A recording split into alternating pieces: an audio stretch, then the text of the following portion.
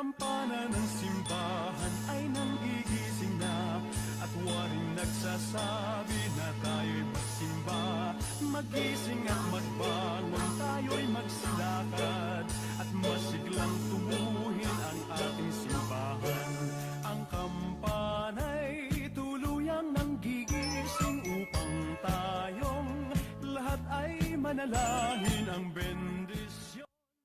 Kapag nakanta na, tayo'y magkakaroon ng higit na pag-asa. Hinagis ng simbang gabi, huwag natin limutin, pagkat tayo'y may tungkulin sa panahon.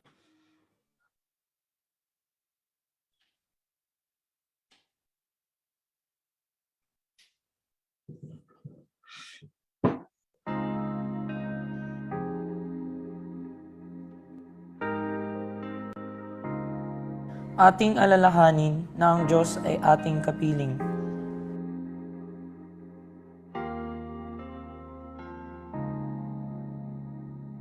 Sa ngalan ng Ama, ng Anak, ng Espiritu Santo.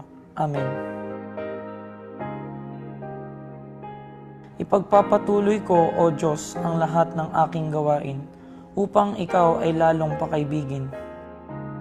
San Juan Bautista de la Salle, Ipanalangin mo kami, mabuhay ka, Jesus, sa aming mga puso. magpakailanman. Sa ngalan ng Ama, ng Anak, ng Espiritu Santo. Amen.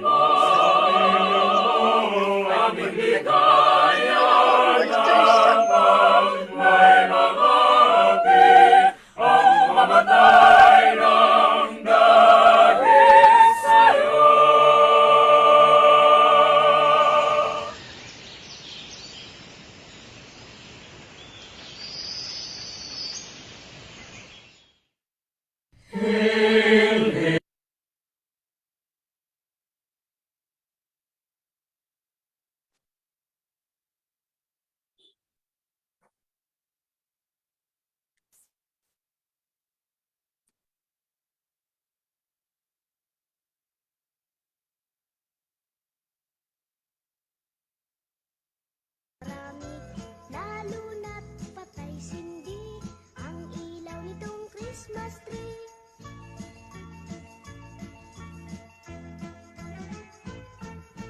Bago sumapit ang Pasko, namimili ang mami ko ng mga panghigalo, handa sa araw ng Pasko.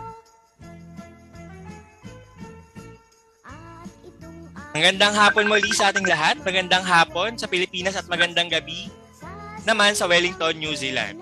Malugod namin kayong tinatanggap sa programang inihahandog ng Departamento ng Filipino ng Pamantasang de la Salle. Mula sa mga sumusubaybay sa atin sa Facebook page hanggang sa mga naririto sa Zoom. Magandang hapon at magandang gabi. Ako si Ginoong Roman Marcial Gallego, ang magiging tagapagpadaloy ng programang ito ngayong hapon.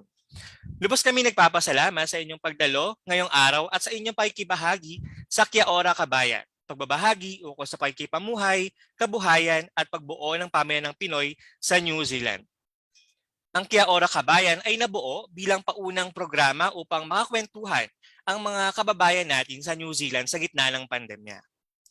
At ito ay nagkaroon ng 3 yugto na mula sa sektor ng pamamahala, akademya at ngayon naman ay sa komunidad. Nagsimula ito noong Nobyembre 2021.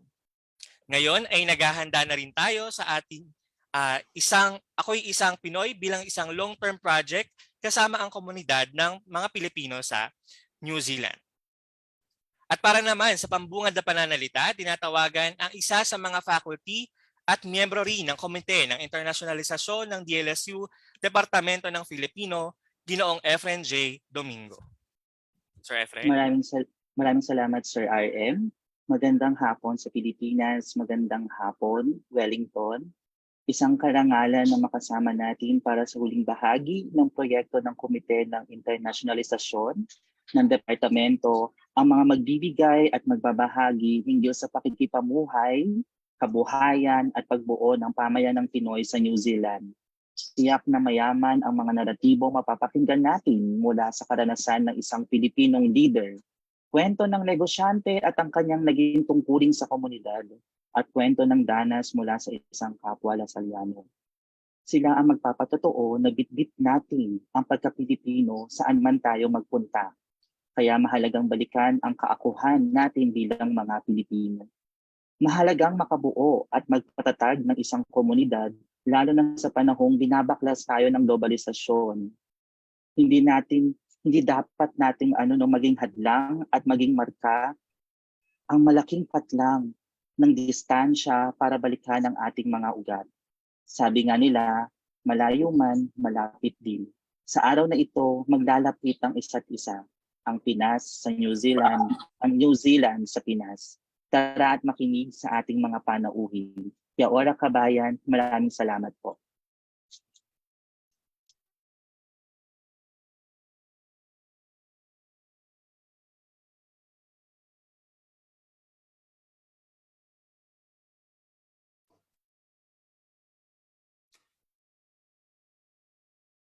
I think Roman just mute.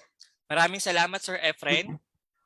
Sa iyong mensahe, totoo na sa gawain na ito ay napaglalapit ang mga malalayo sa atin, lalo na dito sa mga nasa Pilipinas. Maraming salamat, Sir Efren. Mula sa mga naibahagi ni Ginoong Domingo, mahalagang nauunawaan din natin ang sitwasyon ng ating mga kababayan sa ibang bansa upang higit na makilala rin natin ang mundo sa pamamagitan nila. At ano ba ang tunay na karanasan ng pangingibang bayan? At wag na natin patagalin pa ang paghihintay sa pagkakataong ito. Hayaan ninyong ipakilala ko ang ating tagapagsalita para sa unang bahagi ng kumustahan, si Ms. Anita Mansell, QSM. Si Ms. Anita Mansell ay voluntaryong leader ng pamayanan sa New Zealand.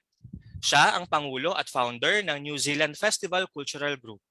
Dati rin siyang Pangulo at kasalukuyang miyembro ng komite ng HOT Multicultural Council, isang organisasyon na naglalayong magsulong ng cultural diversity, magturo tungkol sa pagpapaubaya at pagkakaisa at magbigay ng boses sa mga grupo ng minorya sa Lower Hutt. Miyembro rin siya ng Capital Seniors Lower Hutt Incorporated at the Federation of Filipinos Associations, Societies, Clubs sa New Zealand. Dagdag dito, ginawaran din siya ng Queen's Service Medal mula sa Governor General ng New Zealand bilang pagkilala sa kanyang hindi matatawarang pagboluntaryo sa pagbibigay serbisyo sa komunidad. Ilan pa sa kanyang mga natanggap na pagkilala ay ang mga sumusunod. Merit Awards for Community Awards mula sa HOT City Council, Merit Awards for Ethnic Communities mula sa New Zealand Multicultural Council Incorporated, Awards of Appreciation mula sa University of Wellington, Awards of Appreciation mula sa Filipino Chaplaincy Wellington, Awards of Appreciation mula sa Pentecostal Mission Church of Christ, Awards of Appreciation mula sa Bulwagan Foundation Trust, Community Leaders Awards mula sa Angat Pinoy Filipino Hero Leaders Award, Life Member mula sa HOT Multicultural Council Incorporated, at Life Member mula sa NZ Federation of Multicultural Councils Incorporated. Muli, bigyan natin ng virtual na palakpak si Ms. Anita Mansell, QSM, para sa kanyang pagtalakay na pinamagatang karanasan ng isang Pilipinong leader ng komunidad sa Wellington. Ms. Anita?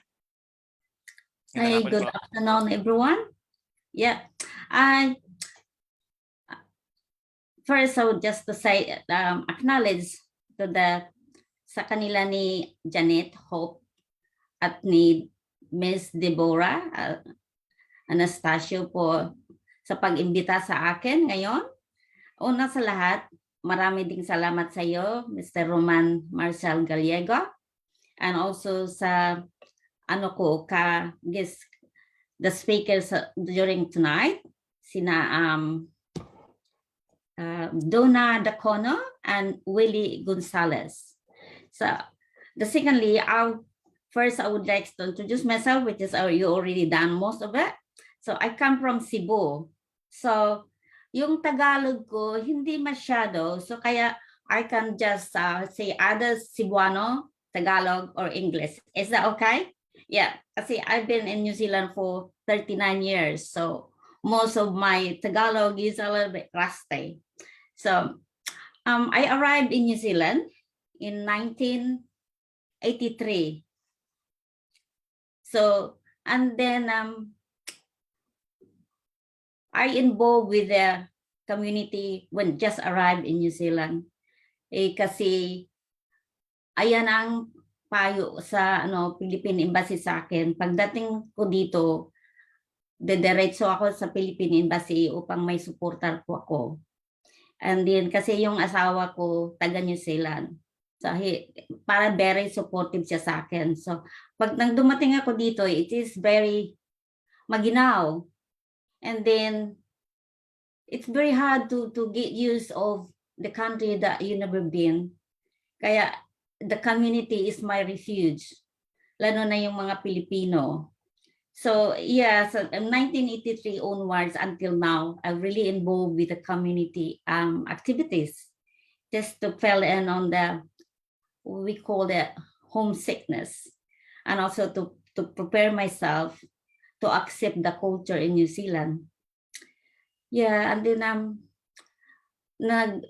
I start working in 1992, and then na-realize ko na I have to open up for myself.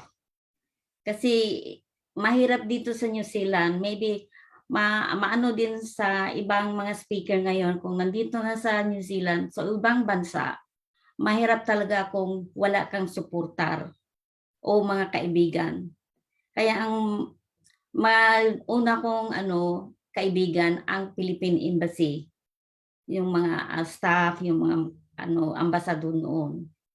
And then I involved with the Mabuhay Association. Yan ang una kong organization na involved. And then sa Wellington International Filipino Society, which is I'm one of the founder as well. And then on that time, ay nag-involve ako sa New Zealand Federation of Multicultural Council. So on that time, maraming hindi naintindihan ng mga taga New Zealander kung ano ang pakiramdam sa mga bagong dating dito. They did not understand. So what we do, or what I did, ginaano namin kung how we can engage with the mainstream community. So what we do, we show ourselves who we are, and we do some performances, introduce our food, and then nag-ano din kami ng forum, just encourage the people to inform them that we are here to contribute and then not be a nuisance to the New Zealander. Kasi ang noong 1980s, hindi pa nila nalaman kung sino kami, o lalo na yung ibang lahi na iba ang kulay. You know, the discrimination before is mahirap sa mga bagong dating dito. Kaya ang ang pinakagrabe na adjustment of culture. Yan ang kaya we gathered together either sa Filipino community and then ethnic community. Kasi I'm involved with the migrants and refugees as well. So the refugee have a different needs, and also for the migrants, which is like me, that also are we have a little bit of problem of settlement as well. And then when I sat on the position as the president of the HAT Multicultural Council, we have a project to have like introducing ourselves to the mainstream New Zealand. We did, and then yung mahirap natin noon kung paano makakita ng trabaho.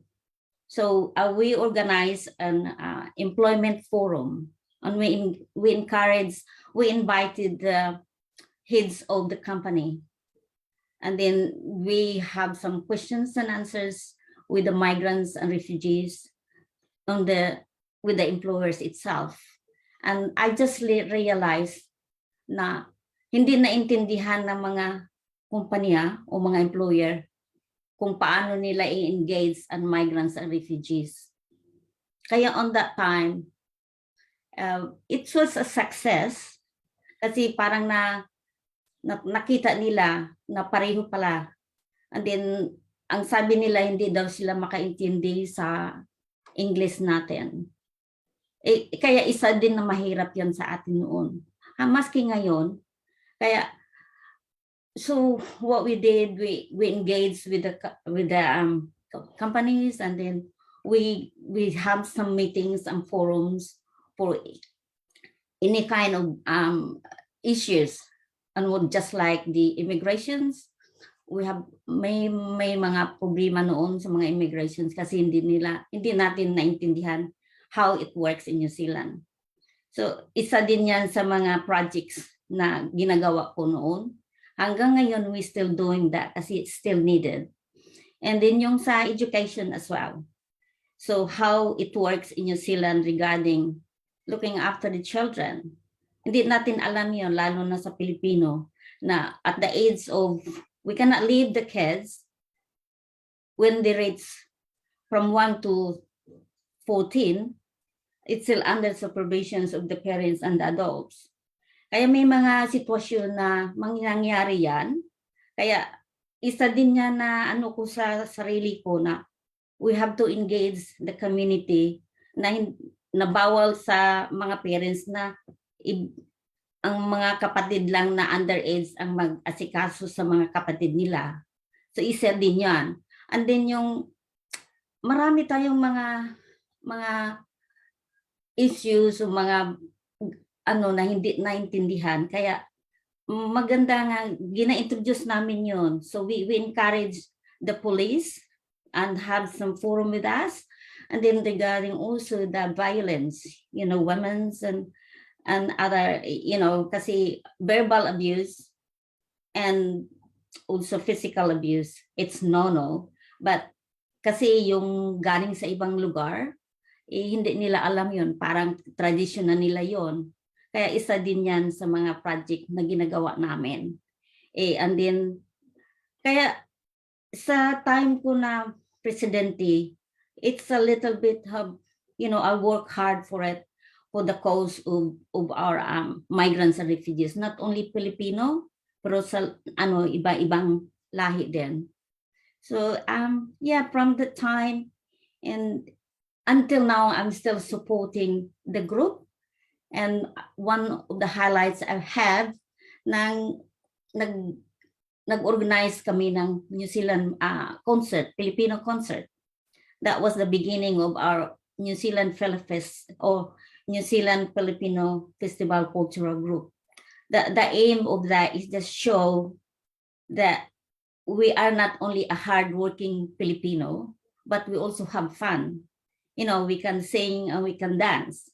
And then, ayan ang umpisa namin. And then, na-realize sa mga komunidad na ano ko rin na I can feel the vibes of the young people, yung mga anak namin. Kasi yung anak namin, mga half, we call it mga mestizas.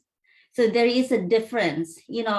Sa isip nila, yung pure Filipino kids and the mestizas, they think they're different.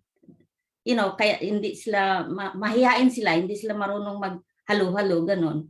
Kaya, naumpisan ko yun na, that's hard for the beginning because they go on the different corners, and then, nang nag-umpisa na, sinabi ko sa kanila, you can say hello to each other.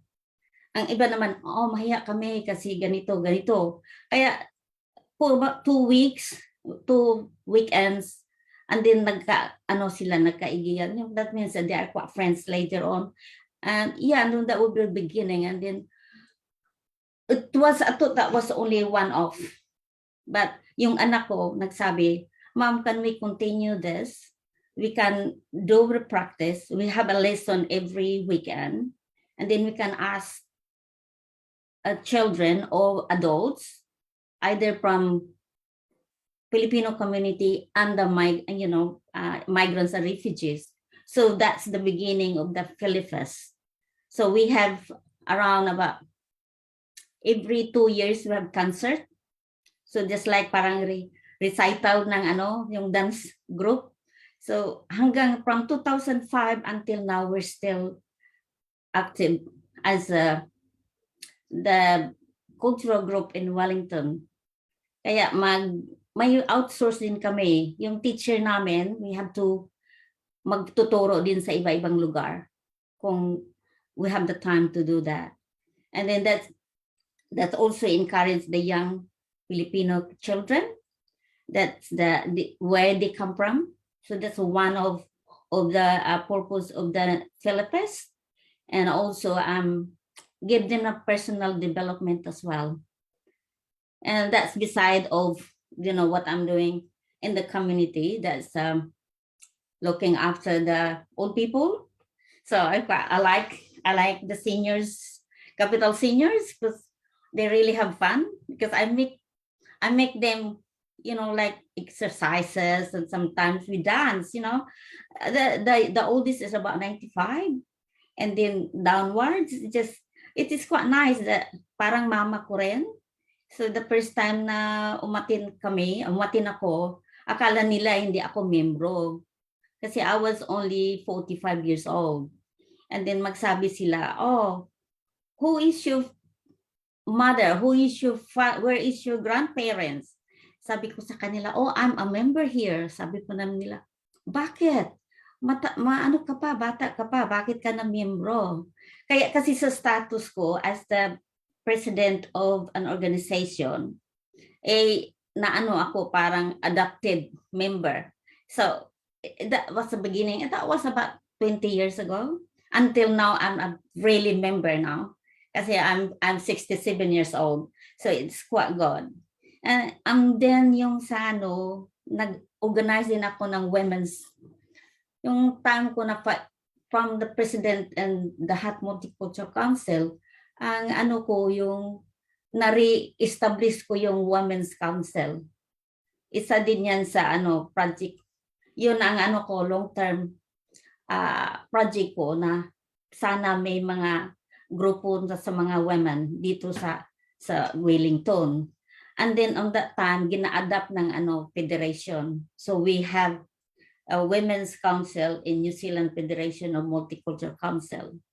And on the same year, we also organized the Youth Council as well, and the Seniors Council in New Zealand Federation. That was the beginning of the 3 councils. It's optional to the Federation of Multicultural Council.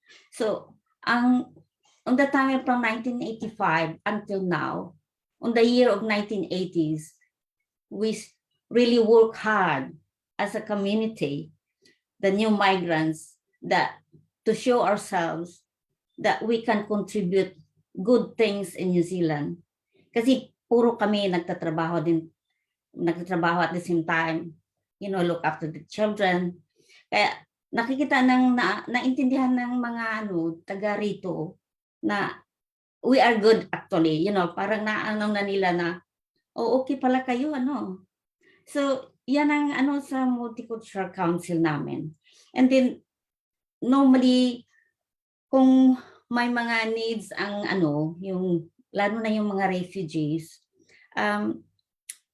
sana tatawag yung, lalo na sa paaralan, tatawag yung principal sa akin na nangailangan nila ng tulong kasi may a little bit issue sa mga bata kasi hindi kasi makaano ng English yung parents kasi galing sila sa sa third countries. Kaya pupunta ako doon, i-explain ko ang anong sitwasyon. So, sa akin talaga, I really happy that I can support people all the time kasi we're human. So, it is one thing that I'm very proud of helping people. And then, maski yung mga puti din, they really appreciate what we do. And then within about 5 years as the president of the Multicultural Council, hindi ko alam na may nakakita pala sa atin o sa akin o sa mga grupo namin na we done good things. Kaya na-surprise na lang ako na binigyan nila ako ng yung award. And then it's just one thing I never dream of. And then in 2021, kasi from 2002, that was when I was the head of the Multicultural Council, they giving me for the works that we do, not only me, kasi I cannot really make things without the help sa mga volunteers din. Kaya binibigyan ako ng Queen Service Medal. On that time, I was pinakabata na nakatanggap ng ganyan. Kaya I don't, for me, it's just maganda ang kasi gina-acknowledge ng yung mga local at central government kung ano ang ginagawa sa mga voluntaryo sa komunidad. So, I think that sum up of the good things that we do, not only me, but to all the volunteers in New Zealand. Yeah, yung aim namin sa what they call this one, Hot Multicultural Council, I just let you know that the Hot Multicultural Council is it's a voluntary organization. It's run by volunteers. No one really get paid. So we work for the good of the community. And also we're very active of participations on the local and central government regarding about the submissions of any policy referred to the ethnic diversity. And also we contribute to the eliminations of racism in New Zealand, by bridging the differences and promote and celebrate the similarities. That's one thing that I can really relate on, that we can show the goodness of different communities, and then we can show them.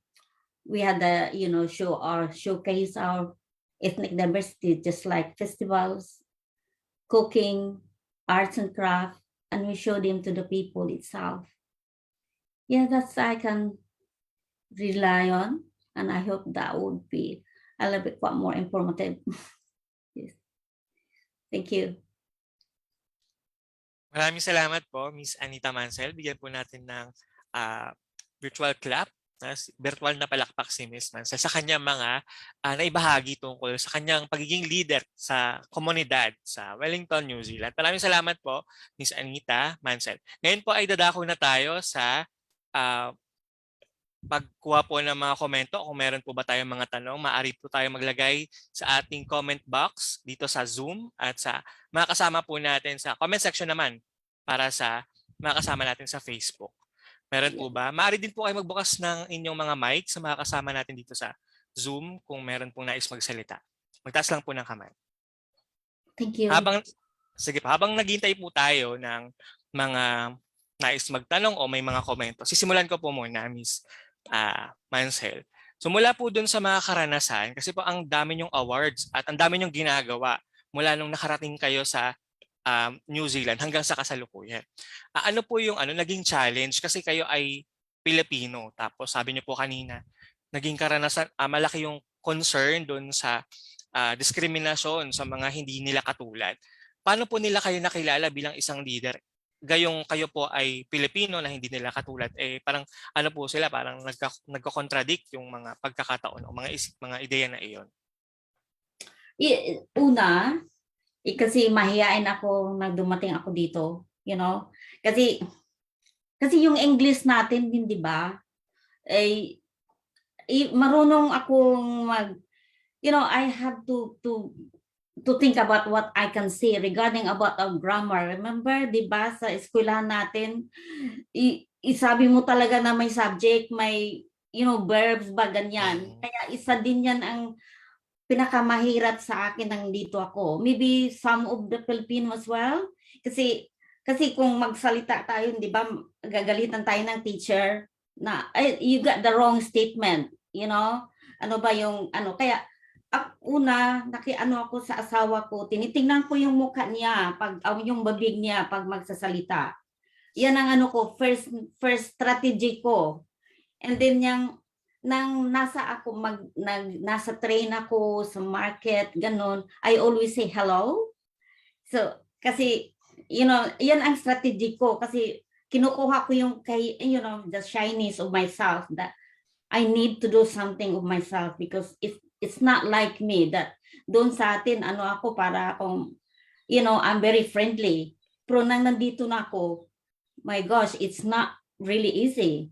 And din yung English nila, nahirapan ako makaintindi. Kasi paspas sila, di ba? Yung English natin, American Y. Dito, New Zealander Y. And then, sa una po na nakilala nila ako, nag-organize kasi ako ng mga events. And then, hindi ako marunong yung parang speech, ganun. I'm always behind the scene. I work hard, and then may nagtagsalita sa akin. Pag mayroon kami, talagang may MC kami. Kaya, ako ang talagang nag-umpisa, yung may mga festival, may mga garage sales kami, o nag-fundraising, ganun. Ako talaga ang magbigay, ganun, and then magluto, ganun. So, kaya mga tao, nakilala nila ako kung sino. Kasi, okay, hi, how are you? Are you okay? You need some help? Yan ang ko. And then, pag nasa na mga events, kasi kung position na ka, yung executive officer ka sa organization mo, you have the privilege you've been invited ng ibang mga malaking kagaya ng punta ka ng New Zealand government. Ayan ang maganda kasi you've been invited to everything, and then they can let you talk about yourself. And I always said, please don't let me talk because I'm not very good. I'll just say my name is blah blah blah, and they said, no, that's how we like, because that's who you are. You speak what you felt about yourself. You don't need to memorize. Kaya sabi ko, oh, are you sure? Kaya maganda kasi you can open up themselves, and then, ayan, kaya kung magpunta ako na, lalo na sa Lower Hutt, ang nakaano sa grupo namin, kasi ako ang pinakabata sa executive namin on my time. And then ako rin ang hindi nakapunta ng malaking edukasyon. I start university for 2 years as a teacher, but because of hardship and things like that, so I look for a job, so nakakita ako ng trabaho. So dumidiretso ako sa trabaho, hindi na ako pero my passion is really teaching. So that's why I learned, even hindi ako nakagraduate ng edukasyon, I learned the one through my experience. So kaya, nang dumating ako dito, yung anak ko, she's about 5 years old. And then kasi puti ang asawa ko, yung Tagalog wala na. Kaya I even organized the Tagalog language, yung Filipino language. And then, ang ginagawa ko, naghanap ako ng teacher na kung pwede, siya ang magturo. Ako lang ang magbigay ng mga anong kailangan. Kaya ako ang slave nila. So, yan ang kaya ang mga bata, makikita mo talaga ang mga bata, they're willing to learn. Kaya isa din yan sa ko na, kung makita ako na we do need something, that for the good of the community, for the good of Filipino children, and also for the good of the women. Kasi kung minsan makikikato talaga na they are learn or they are hard time to secure themselves, yung settlement nila kasi yung asawa nila namumubo. Kaya, that's one thing, I give them some encouragement as well.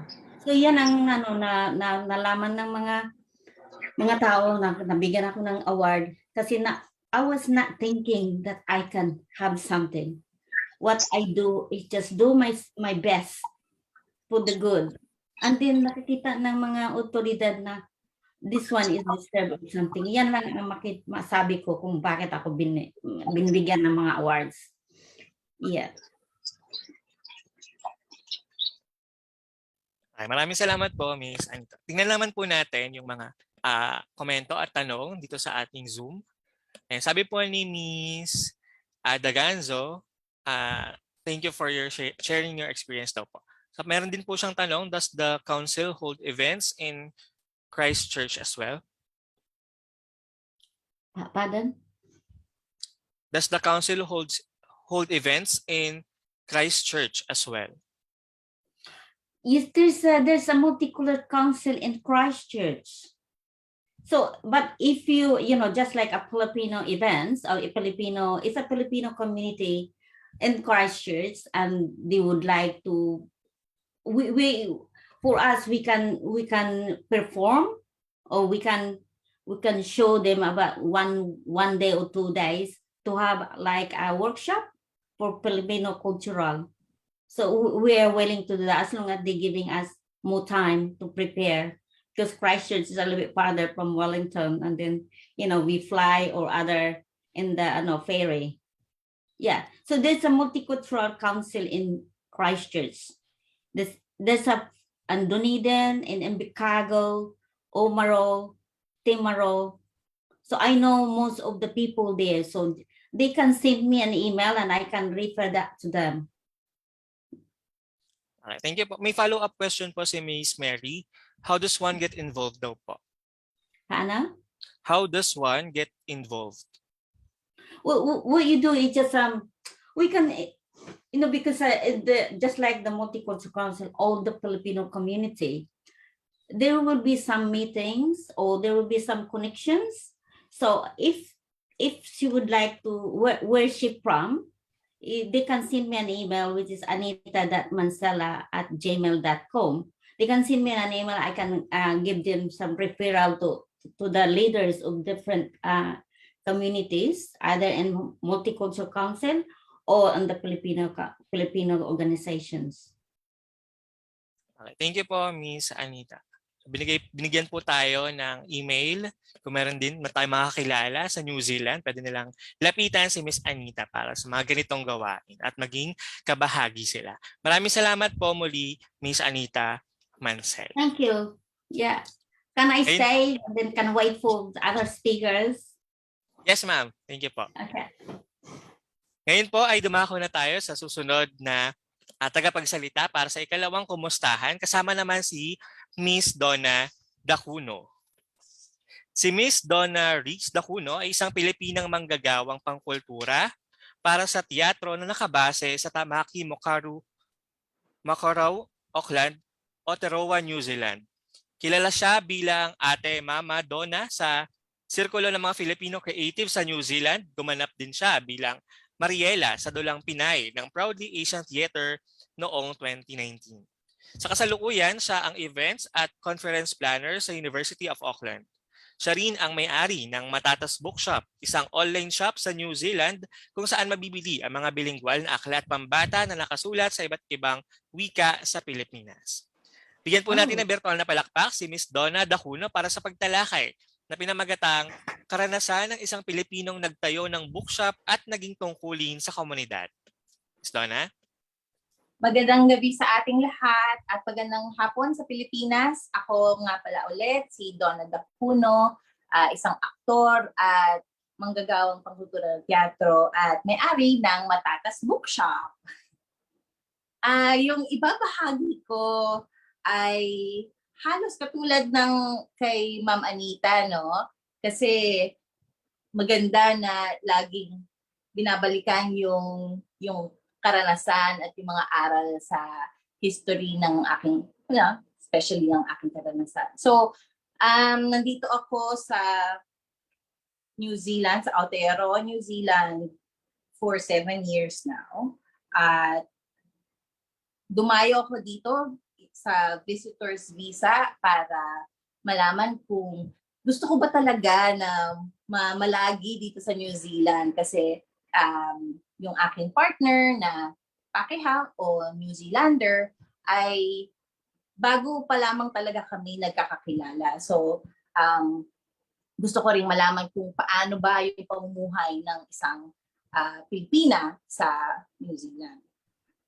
Isa sa mga nabanggit ni Miss Anita, yung isolation na nararanasan ng bawat Pilipino dito o ng iba pang mga migrante at imigrante sa New Zealand o sa kahit ano pa sigurong bahagi ng mundo. Lalo na at nasa pinakadulo halos ang New Zealand ng mundo, halos mataas ang shipping, yung flights ay 18 hours. So minsan pag tinatanong nila, nasaan ka ngayon? Nasa New Zealand. Sa Europe. Kasi dun sa New and Zealand. So yung recall ng mga kababayan na nagtatanong.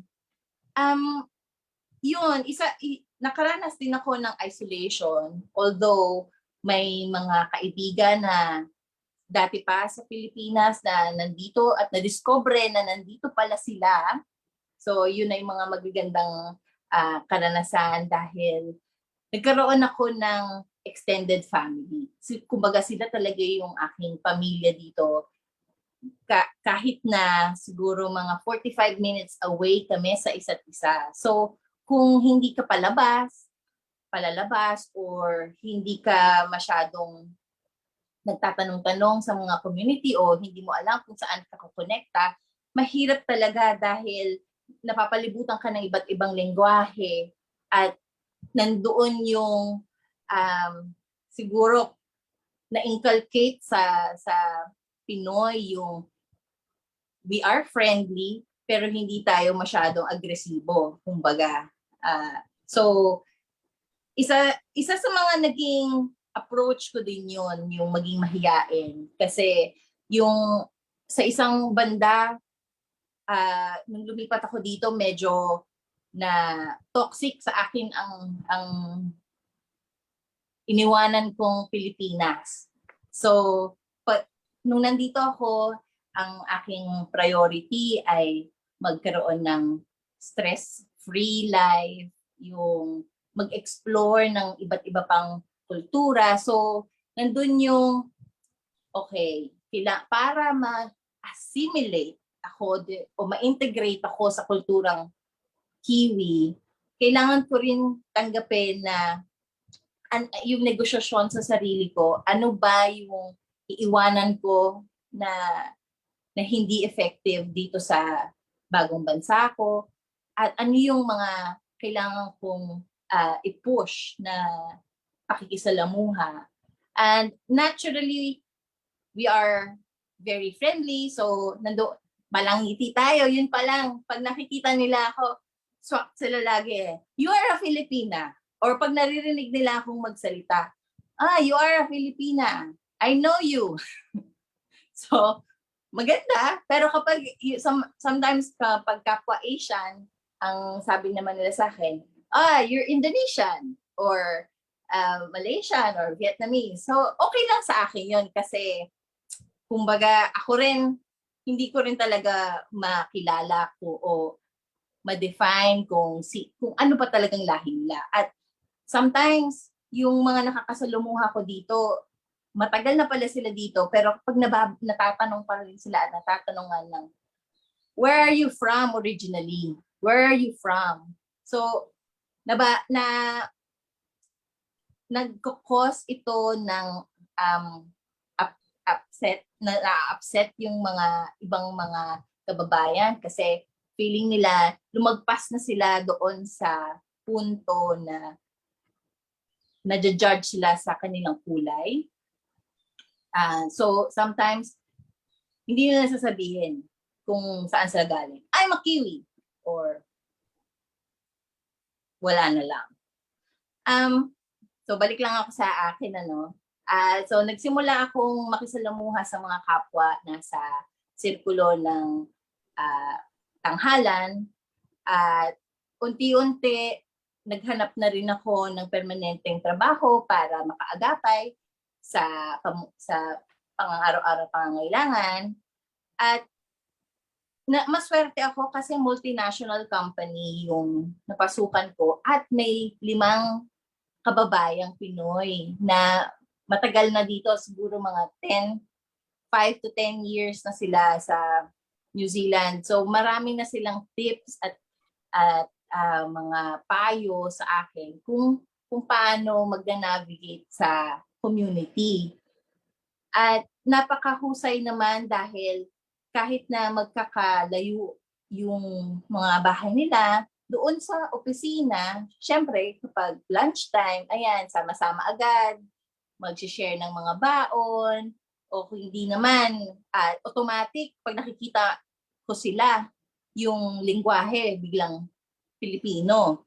So, minsan kapag nag-shift ng, kunwari may dumaan yung mga katrabahong ibang lahi, minsan nakakalimutan na, ay, hindi nga pala siya Filipino. Diretso, Tagalogin mo din. Natatagalog din namin sila. Yung kapansin-pansin yun sa mga bulto o tumpok-tumpok ng tumpukan ng mga Pinoy lalo na kapag lunchtime, kasi nga automatic yung switch ng utak. Siyempre, mas madali nga naman na magsalita ng kung ano yung man, kung Tagalog o Bisaya, kasi hindi ka na magta-translate sa utak mo. Yun yung isa sa mga struggles na although nasanay naman tayo na makisalamuha sa Ingles, pero nasanay din tayo na mag-Taglish.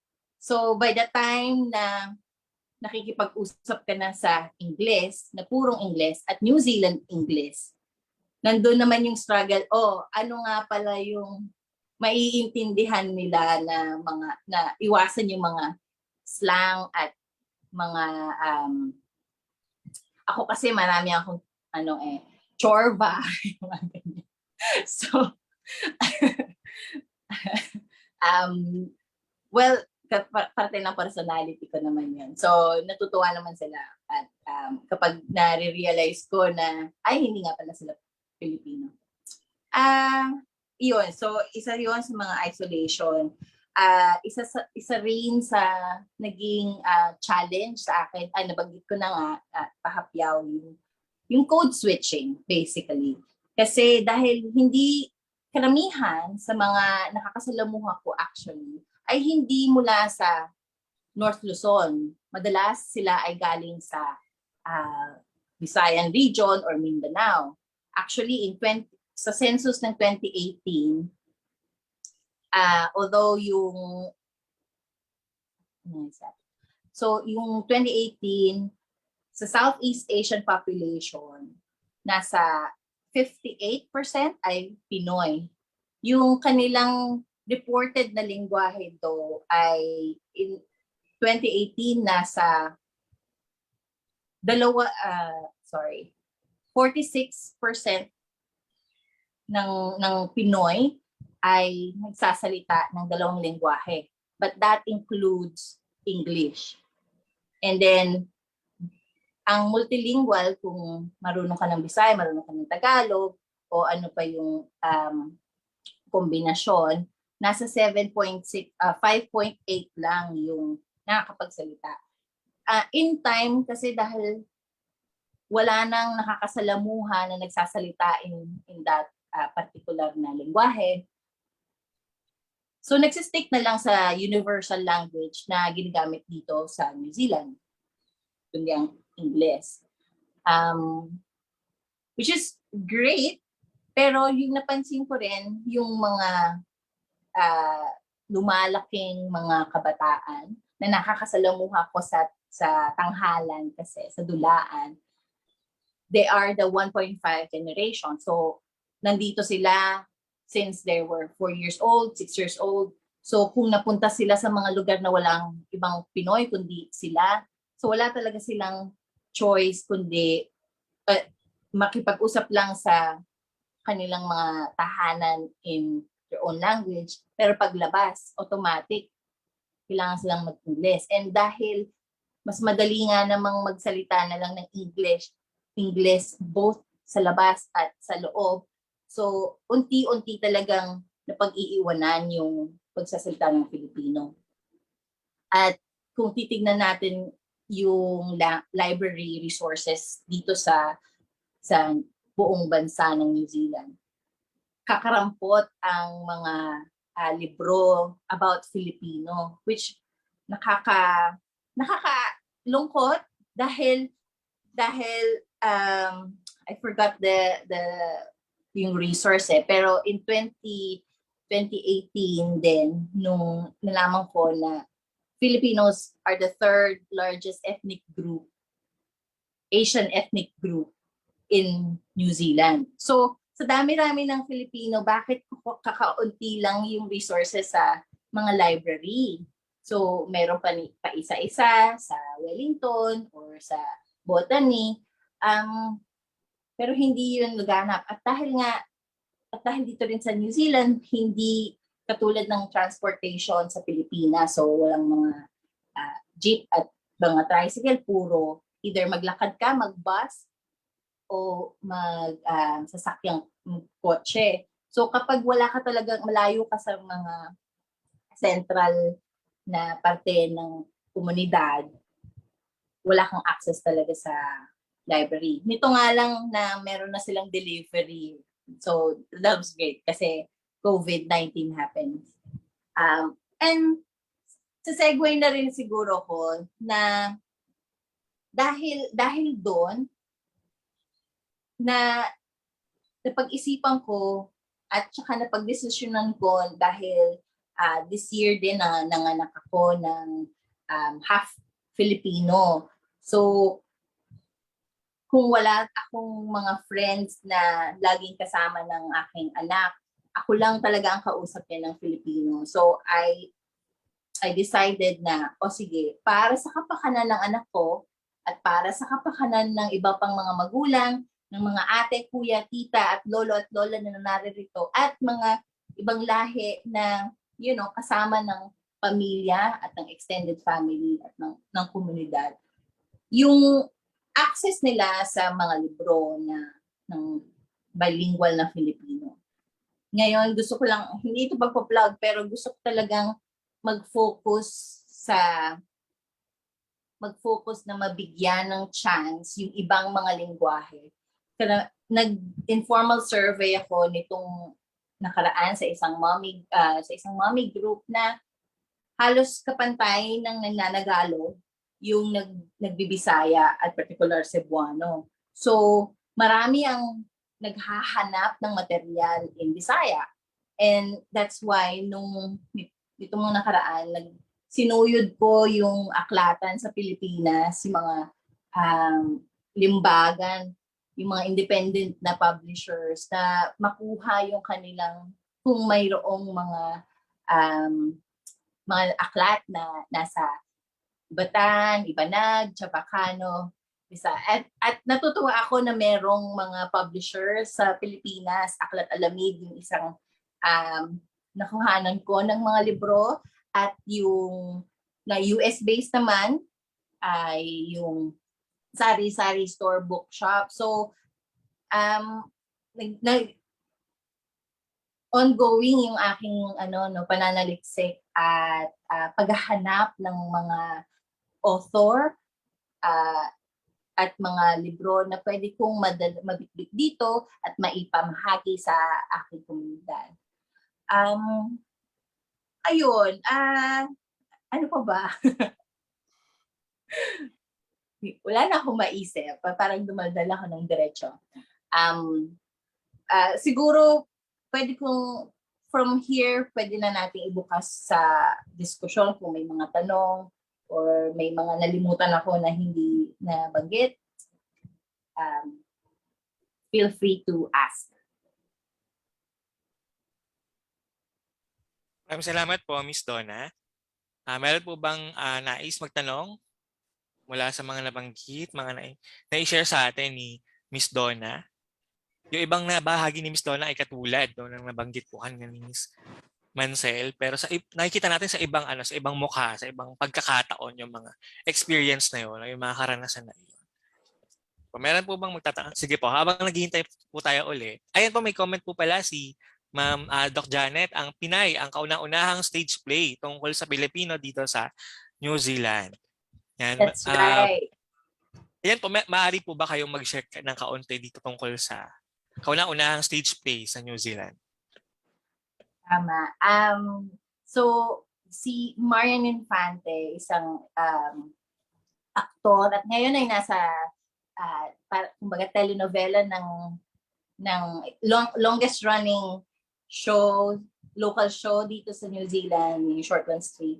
So, nung gumraduate siya sa university, or since nung nasa university siya, na feel niya yung pangangailangan ng original na akda na nasusulat sa lengguwahe at boses ng isang Pinay.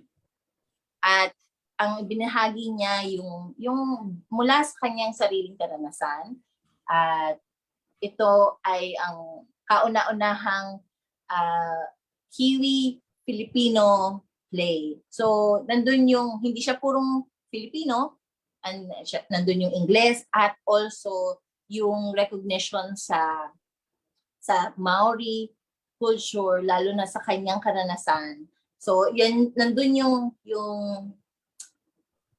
interconnectivity at yung negotiation ng Maori, ng New Zealand, at ng Filipino. Kasi dito, pinupush yung bilingualism. Kasi it's a biculture society.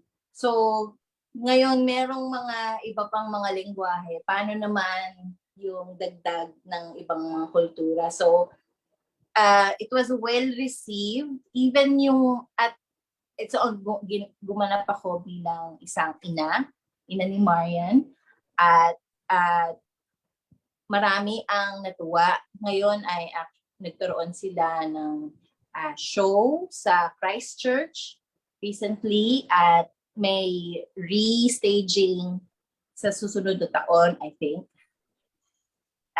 Pero nasa in development na siya ulit para sa mas malaking entablado. Ang kagandahan nito, yung universality nung story ay na-touch yung iba't ibang lahi. Nandun yung maraming mga Indian moms at mga not Filipino, but other cultures na lumapit sa akin na ramdam ko yung relasyon ng daughter and mother doon sa play. So, at yung dynamic ng isang close-knit family ay talaga, nagre-resonate siya sa iba't ibang kultura. So, it was well received and successful. Nagkaroon siya ng mga awards, at ngayon nga nagkaroon siya ng grant para ipatuloy yung development nito. Salamat po, Miss Donna, sa pagbabahagi tungkol sa isang pagtatanghal na Pinay. Meron pong tanong dito sa ating Zoom. May lokal na library po ba sa komunidad na maaaring hiraman ng mga aklat o pambatang aklat ng mga Pilipino? Panakano ka, may mahahanap. Sa Auckland Library, natutuwa ako sa botany, meron sila. Nung August, bilang buwan ng wika, yung isang librarian doon ay Pinay. So, yung nag-set up siya ng table sa entrance na puro mga Filipino books. So, may mga ganong mga initiatives sa different libraries. Pero kakaunti pa rin. Alam ko sa Wellington, meron silang book na That's It Pansit. So, Mandarin, Filipino English naman yung tinatalakan nito. kailangan lang talagang manuyod ng mga silid-aklatan at mag-access online. Salamat po, Miss Donna. Doon naman po sa inyong Matatas Bookshop. So, kayo po ay may-ari ng isang bookshop. Kumusta po yung pagtanggap din ng mga kapwa nating Pilipino at maging ng ibang lahi sa inyong mga libro? Natutuwa ako sa mainit na pagtanggap ng mga kababayan at lalong-lalo na sa mga ibang lahi. Kasi dahil nga siguro nakakonect sila sa aking story na half Filipino yung baby ko at yung pamilya o yung extended family ay makakatulong sa pagbabasa, yung read aloud ng Filipino and English side by side. With our Filipino community, of course, kasi hindi nagiging ano ba ang English? Umiinit ang pagtanggap. Kasi syempre mas madalas inuuna ang pagbabudget sa ibang mga bilihin kaysa sa libro sa ngayon dahil mas marami yung influx ng kababayan ang dumating. So, syempre, yung focus nila iba. Pero maraming salamat po sa mga tumangkilik. Kasama na doon si Dr. Janet Hope sa mga kanyang purchases. Kasi yung mga matagal na dito sa New Zealand, sila yung mga, wow, merong sungka. Ay, gusto ko yan. May pandiwa at magandang pang-recall at rediscover the language. So, mainit ang pagtanggap. So, maraming salamat po sa mga kayo nakikinig. Salamat po, Miss Donna. So, magandang balita para sa ating lahat. Maaari po bang may mga pagkakataon, may paraan po ba na makapagbigay o makatulong ang mga Pilipino dito sa Pilipinas para sa mga gawain ninyo? Maaari po kayong magbahagi. Merong isang nanay, may-ari din siya ng isa pang bookshop. Meron siyang storytelling na initiative. So, yun naman ay private. Pero hindi ko lang alam kasi license kung pwede siya online na i-read aloud. So, dinidiscover ko pa yun. Pero may mga lineups ako ng activities na free sa mga grupo ng mga Pilipino para ma-experience nila yung mga libro at yung mga activity kits. Sa bahagi ng mga nasa Pilipinas, kung maaari maggawa pa kayo, likha pa kayo ng mga libro, bagong libro na aangkop sa panahon ngayon. Yung isa mga napansin ko sa pag-selection ng books ay although maganda yung mga lumang libro o yung matatas talagang Filipino, yung sa ngayon ay hindi ito yung priority sa aking market kasi reintroduction siya at introduction sa community. So kung may maraming mga initiatives from there na makakasagot doon, mas maganda. At kung merong mga iba't ibang lengguwahe, mas maganda. Kasi para sa akin, mas madali magkaintindihan talaga ang mga pamilya, yung unit ng family, kung ma-preserve din yung languages within the family at within the community kung merong mga resources in different languages, not only Filipino. Salamat po, Miss Donna. Para sa panghuling tanong, may kaugnayan po sa nabanggit ninyo kanina tungkol dun sa market ninyo tungkol sa mga libro. Hi, Ma'am Donna. Ano po ang tinatangkilik na literary form at literary genre sa panitikan ng Pilipinas sa inyong komunidad? Ang nakikita ko po sa background ninyo ay mga akdang pambata. Kumusta po ang pagtangkilik sa panulaan, nobela at iba pa? Yun. Merong may mga panapanakang naghahanap ng mga advanced na libro. Pero hindi pa sila ganun karami. So, nagte-take lang ako ng special request kung gusto nila ng mga nobela. Pero meron na akong mga hinahanda na mga pang 12 years old and above. Pero hindi masyadong marami ang demand. Kasi dahil nag-a-adapt pa lang yung mga bagong dating, ang mas importante yung ma-learn nila yung nandito. Also, may push kasi rin ang buong New Zealand to learn the Maori culture and language. So, nandun din isa pang dagdag na kailangan matutunan sa community. So, yeah, merong nagkaka-interest at merong mga nagre-request. Paunti-unti, umiinit ang kanilang pagtanggap. So, malalaman natin yan pag dumating na yung mga mas advanced na libro kung maraming tatangkilin. Maraming salamat po, Ms. Donna, sa pagsagot at pagbabahagi ng kaalaman sa amin tungkol sa karanasan ninyo bilang may-ari ng bookshop sa New Zealand. At hinihikayat tayo ni Ms. Donna na makapagsulat, no? Hikayatin na ating makakilala at bumuo pa ng mga aklat na makakatulong sa mga Pilipino na nasa New Zealand para hindi nila makalimutan ang kanilang ugat, no? Yung kanilang mga pinanggalingan. Maraming salamat po, Ms. Donna. At para sa panghuli, tayo ay dadako na sa panghuling tagapagbahagi ngayong araw sa ikatlong bahagi ng ating kumustahan. Tayo ngayon ay dadako sa ikatlo at huling bahagi ng kumustahan kasama naman si Mr. Willie Gonzales. Nagtapos si Sir Willie Gonzales ng degree sa Electronics and Communications Engineering sa Pamantasang de La Salle, Maynila. May karanasan siya sa Computer Manufacturing Engineering at Human Resources Management bago mag-migrate kasama ang pamilya sa New Zealand noong 2007. Nagtrabaho siya bilang resident coordinator sa The Salvation Army at nagtapos ng masterado sa social work sa Massey University.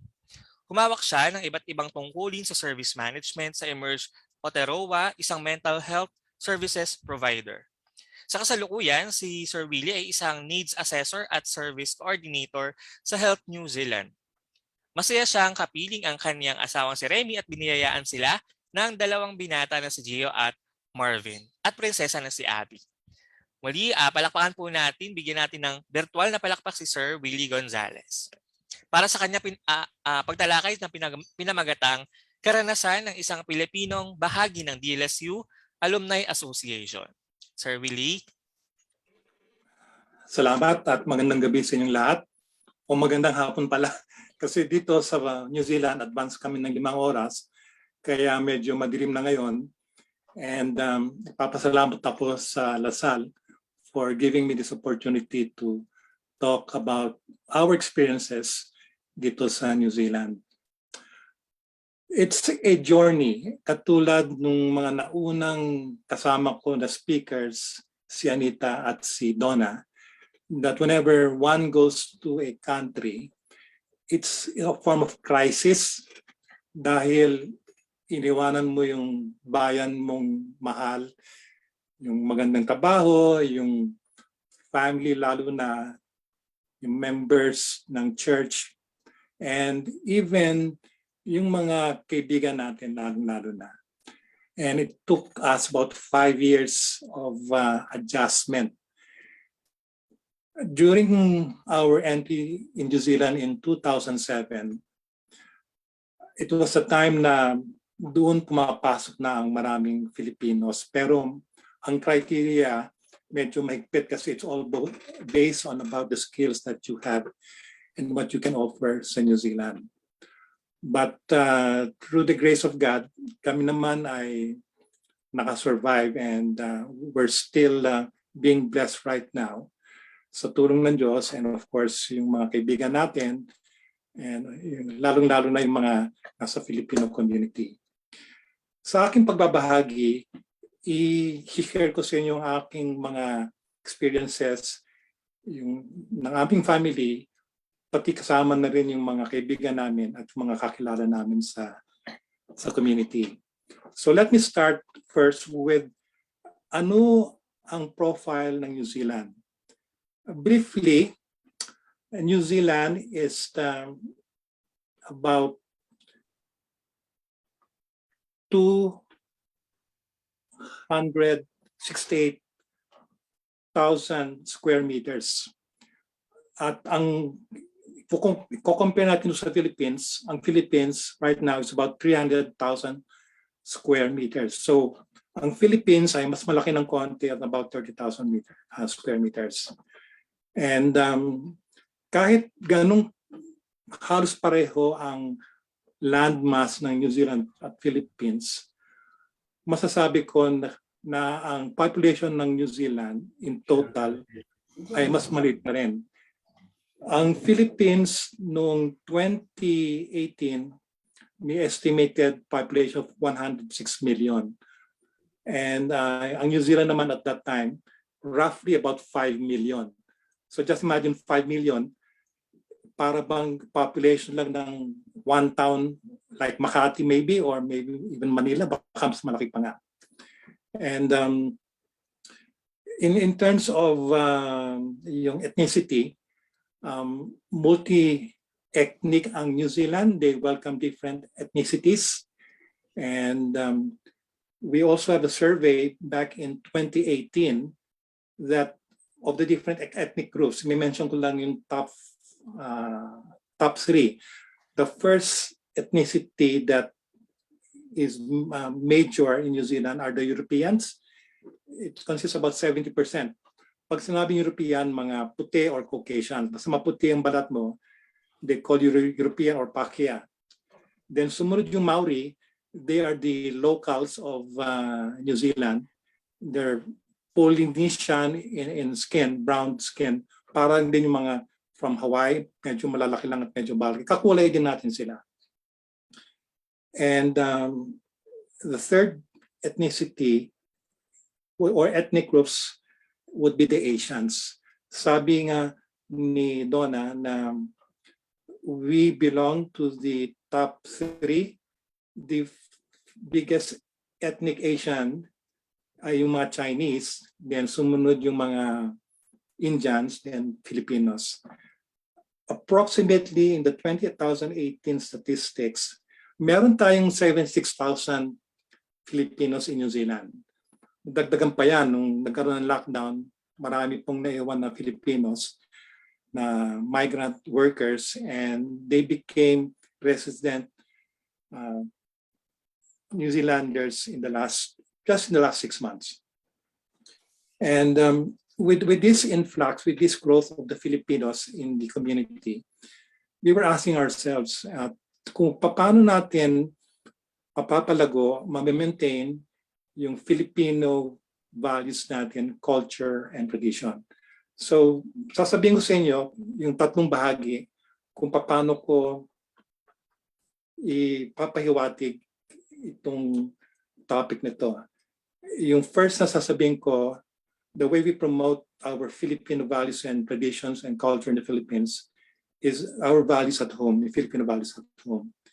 Then secondly would be our Christian values, being a religious group of people. And yung third one would be yung community values natin sa New Zealand.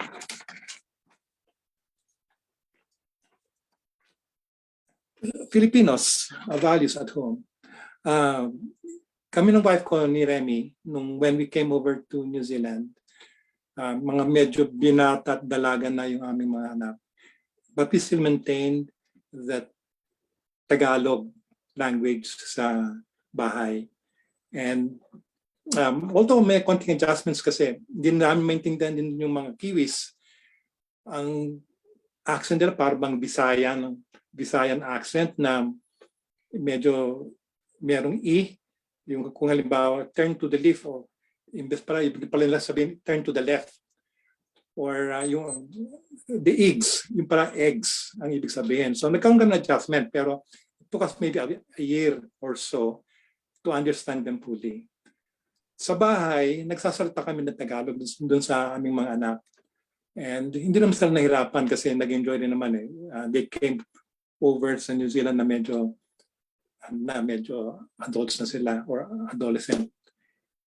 But sa mga generation ngayon na katulad ng amang apo namin, medyo nawawalan ng konti yung Tagalog nila because in the schools, they are encouraged or even the parents are encouraged just to speak one language para hindi marito. Alam mo naman, pag mga bata yan, pag dalawang language ang ginagamit sa bahay, nalilito. So, yung parents or yung mga children ko, yung mga anak nila, they spoke English most of the time. So, doon nagtatagalog din sila. And even our conversations sa bahay, whenever our apos come over, we speak in small Tagalog words. Minsan, alala ko yung mga lumang Tagalog na kanta, yung paa, tuhod, balikat, ulo, paa, tuhod, balikat, ulo. And my wife would also teach them yung mga parts of the body. Nakakatuwa kasi naalala naman nila eh. But you just have to do it that regular para hindi nila makalimutan. Meron nagsabi na kaibigan ko na meron silang mga anak na mga teenagers when they go to the Philippines, medyo nahirapan mag-adjust. Because when they ride the jeeps, pag tinanong sila ng Tagalog, di sila makapagsalita. Or pag meron mga pinsan na nagtatagalog, nahirapan sila, pero nakakaintindi sila ng konti. That's why some of them right now, yung mga lalo ng mga teenagers, they are fond of watching Filipino movies, romantic movies sa Netflix or even sometimes may mga movies dito na dinadala sa Philippines. Yung mga Forevermore na maganda, na fans nila ko ng Liz Gwen, yung mga stars na katulad nila John Lloyd, nila Bea, yung mga nakakakilig ng mga movies, pinapanood din ng mga teenagers dito. And it helps them to understand more of the culture of the Philippines, of the Filipinos. Meron ding mga Filipinos that they watch bloggers, Filipino bloggers, so that they can relate. Maintindihan nila yung mga Tagalog din. In that aspect, nagkakaroon kami ng feel, nakakahabol kami kung ano nangyayari sa Philippines. On the second aspect of how we promote the Filipino values, traditions, and cultures, importante sa amin, lalong-lalo na sa community belonging to a church. And we have a lot of Filipino churches in New Zealand. Pag ang pastor or pag ang priest ay Filipinos, maraming Filipinos ang pumupunta, but of course they have to speak English. And in some occasions, they also speak Tagalog kung ang congregation ay halos Pilipino. And doon nahahasa or na-introduce yung mga Tagalog words sa mga ibang bata na lumalaki na dito sa New Zealand. Pag merong Sunday school teacher, some of them, when they have students, lalo na yung mga toddlers or mga nasa grade school, they would try to speak in Tagalog. Meron yata occasion, the one time na sabi ng teacher, okay, mga grade schoolers to, we will just speak Tagalog right now. So yung mga hindi marunong mag-Tagalog, umiiyak yung mga bata. And nakakatuwa, pero that's also a challenge for the parents to teach their children Tagalog so that we will not only have English as our major language in New Zealand, maganda rin yung meron tayong ibang dialect or ibang language like Tagalog and even some Filipino dialects like Kapampangan or Ilocano or even Visayan.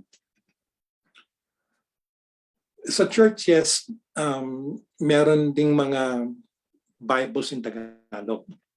And that's what we need right now, Filipino Bibles. I used to get Bibles from a Filipino church before pero wala na yata masyadong supply.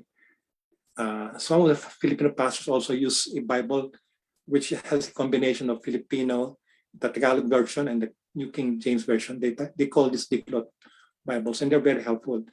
Dahil marami sa ating mga kapwa Filipino na nagbabasa ng Bible, but they still prefer the Tagalog version. In terms of festivals, we have Christian festivals. Pagdating ng February or January, we have the Santo Niño Festival. And this is a much celebrated festival. People congregate, Filipinos congregate. Merong mga sports fest, merong mga cultural shows, merong food festivals. And so nakakatuwa.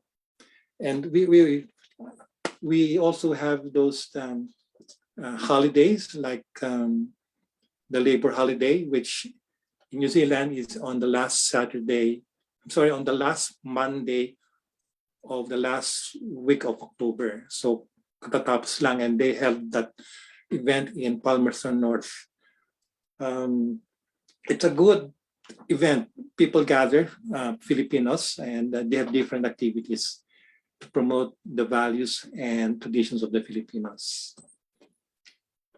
Lastly, ang importante sa pag-sustain, pag-grow ng Filipino culture and traditions and language in the Philippines is yung consciousness ng community about the Filipinos. For example, sa mga schools, we have schools that display different flags of different ethnicities and different countries. And the Filipino flag is one of them. Merong mga Filipino greetings din na naka-display like kamusta ka or magandang umaga in some of those schools. And even, I would say, workplaces. In my previous organization, sa Oakland District Health Board, we celebrate ethnic groups. So pagdating ng August, meron kaming Filipino language week, and we share kai or food amongst the different colleagues sa Oakland District Health Board. We also have stores and restaurants, Filipino stores and restaurants that promote Filipino products and dishes. Kaya pag nagugutom kami na gusto ko, namimiss ko na yung Jack and Jill, o kaya yung mga chocolate na chocolate or mga banana chips, pupunta kami sa isang Filipino store. And at nakakatuwa naman, marami kang mabibiling Filipino products. And of course, yung mga Filipino dishes natin like sisig, patatim or crispy pata, kare-kare, famous dito sa mga Filipinos and some of the islanders from the community. Mga islanders, yung mga small islands near New Zealand, for example, like Samoa, Tonga, Fiji, and the others. Pati rin mga puti. Marami rin kumakain sa mga Filipino restaurants. We also have some festivals or concerts from Filipino artists. Before the lockdown, we had, I think, visits by, I'm not sure if Lea Salonga came over. I think maybe Sarah did. But nung si Piolo dumating years ago, Piolo Pascual, pinagkaguluhan siya ng mga maraming tao, lalo yung mga taga Samoans, because Samoans love watching Filipino soap operas in this. So kung mayroong 10 days for 10 seasons, they will just watch probably 5 of them in one night because they love Filipino movies. Katulad ng Gulong ng Palad yata at that time. The most important thing for us and for me right now would be the work values that we promote. Ang Filipino workers are very popular among the employers of New Zealand. It's because of their integrity, because of their yung pagiging masipag nila, the quality of work that they do, and because of the good attitude. Ang mga Filipinos, they're silent workers, hindi sila masyadong maangal. At lagi masipag, tahimik lang pero gawa lang ng gawa. Kung merong mga overtime on Saturday and Sunday, nagbo-volunteer sila just to earn much money for their families and to send some of those back to the Philippines. Popular ang mga nurses at mga caregivers sa health industry. Maraming nurses sa mga hospitals, they're well known for their charms and their caring and their sincerity and genuineness sa mga pasyente. Pag pumupunta ako sa hospital or pag nagpapatas sa mga clinics, ang hinahanap ko laging Filipina o Filipino kasi mahusay magpasok yung sa dextrose or pag kumuha ng dugo, hindi ka masasaktan talaga. Sa rest homes, one of my friends, an Indian nurse, told me, Will, did you know that 80% of the rest home population are Filipinos? And I was so proud when I heard that. Hindi lang dun sa health industry, popular din ng Filipinos sa construction. Madami tayong kinukuha mga carpenters, which we call builders sa New Zealand, na talagang pinag-agawan. Merong isang different, ibang lahi na employer, imbis na kunin niya sarili niyang lahi, gusto niya, I want Filipinos. Kasi masipag at matyaga at talagang maayos magtrabaho. At of course, because of our good English, we are able to talk to them, yung mga employers natin. Popular din ang mga ITs, ang mga farmers din or farming staff, because there's a lot of farms in New Zealand, being a farm or a dairy-based agriculture country sa bundok. And IT, of course, pahusay din ng mga IT natin. Minsan, mas gusto ko pa rin kausapin mga IT, mga help desk, dahil they can do the work in probably less than an hour at madaling kausap. That's what I'm proud of. When people say you're a Filipino, they would tell me, oh, you have a good work ethic. And we've learned most of our work ethics back home from our families, from our schools, from our parents, from our church, at from the community, from our kababayans of Philippines.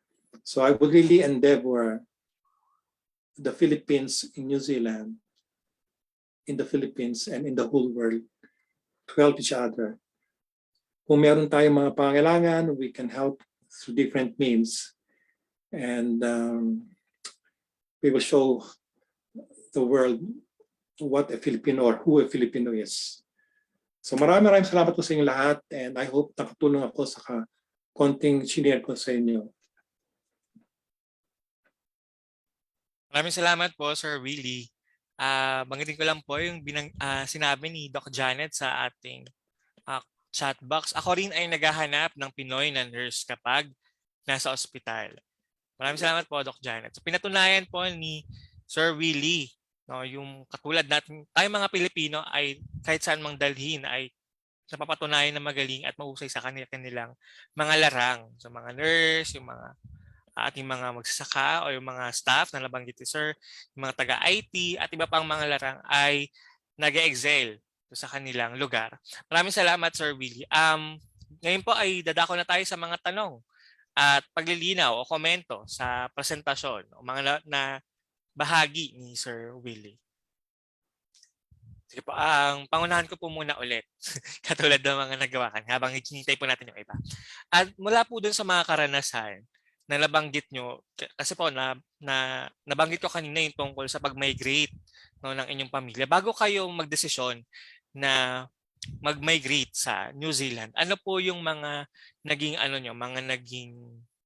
mga factor, mga sinaalang-alang nyo bago kayo mag-migrate o bago nyo iwan? Ano yung mga ina-expect nyo na makikita o mararanasan po ninyo sa New Zealand? Okay. Well, the first one is kailangan malakas ang loob mo at matapang yung sikmura mo kasi you have to start all over again. If you're a manager back home at unang linggo mo, first few months mo dito sa New Zealand, during our time, mahirap maghanap ng trabaho. Some of them have to work like cleaners or servers in the malls or maybe even salesperson. And kung manager ka sa Philippines, siguro baka mamabot mo yung supervisor rank. But it's a steep climb But over the years, dahil nakita nila yung kakayahan ng Filipino, maganda na rin ang position ng maraming Filipinos sa industry ngayon. That's the first one. The second one would be you have to check the immigration's shortage of skills. Kung ano yung mga long-term shortages at yung mga immediate shortages. Hindi lang pupunta ka dito and bahala na kung ano mangyayari. You have to be strategic. Anong kailangan ng nilang resources. But if you're already doing well sa Philippines, maybe you have to think about it. If you're living a good job, a good environment, tapos lilipat ka sa ibang bansa, you have to expect all of these challenges. Okay. Maganda rin na mayroong kakilala sa New Zealand so that they can support you. For example, marami tayong builders or tinatawag natin mga carpenters na kinukuha ng mga different agencies from the Philippines to New Zealand. Meron din mga employers. And when we try to connect them, we tell them what expectations. You have to be quite versatile with your English. At kailangan marunong ka mag-drive. Marami kasi sa ating mga migrants minsan, lalo na yung, no offense sa mga ladies, they need to drive. Otherwise, dahil yung transportation dito is not 24 hours. Wala tayong tricycle, walang jeep 24 hours. So you have to drive. Marunong ka mag-drive. And of course, your English should also be, okay naman English natin But yung accent natin, kasi medyo American accent natin, medyo iba ng konti. Pero pag nasanay sila sa'yo, maintindihan ka na nila.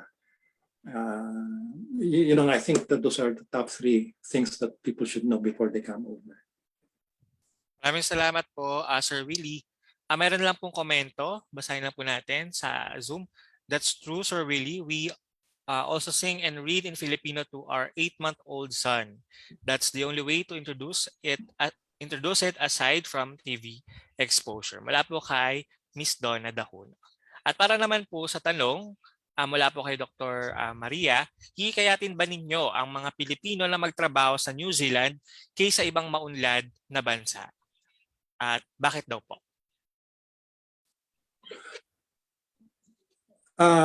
Well, we have different choices. And depende sa comfort zone mo Dahil ang New Zealand is the size of the population is just 5 million. So let me tell you more about the benefits. Like in the medical benefits, the public medical insurances or services, halos libre ang hospitalization. And kung meron ka mang, let's say, maintenance medication for high blood, it's also subsidized by the government. So kung meron kang supply for 3 months, you will just have to pay $5. Or kung medyo high user ka, libre na yon. Just imagine the cost of hospitalization is very cheap. Nung na-hospitalize ako because of my eyes, sabi ko, nagulat ako na the operation was free. And I only had to pay the cost of parking for $20. Yung operation niya yan would have cost maybe millions or 500,000 in the Philippines. Sa New Zealand din, pag nakasakit ka, meron kang security na you can be treated without paying much. Dahil maganda yung public medical system dito. Because we're just a small country, 5 million lang.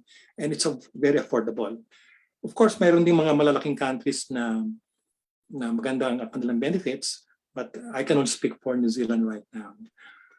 Kailangan mo lang mag-adjust sa weather dahil 4 seasons. Alam mo Pinoy, pag dumating ng 17 degrees, giniginaw na sila Dito, tinatawanan kami. Sabi sa akin it's very cold here. Why? It's 17 degrees and they laugh at me. Ang kanila malamig sa kanila, mga 5 degrees. Sa atin, 17 dito sa New Zealand, it's very typical, malamig, kiniginaw ng tao. So, yun ang encouragement ko na magandang pamumuhay sa New Zealand. Kung anong nakakain ng, pardon my word, mayayaman sa Philippines, makakain mo rin dito. Ang challenge lang dito sa New Zealand is very expensive yung mga housing. But for the rest, public medical system natin, hospital system is really very, very good. In saying that, kailangan pa namin ng maraming nurses dahil kulang kami ng nurses and doctors dito sa New Zealand. Salamat po, Sir Willie. Panghabol na tanong po mula po muli kay Doc Maria. Kumusta po ang usapin ng racism, discrimination sa NZ? Salamat. Kahit anong bayan meron eh. Even in the Philippines, meron tayong preference. Okay? Gusto nating kapwa Pinoy.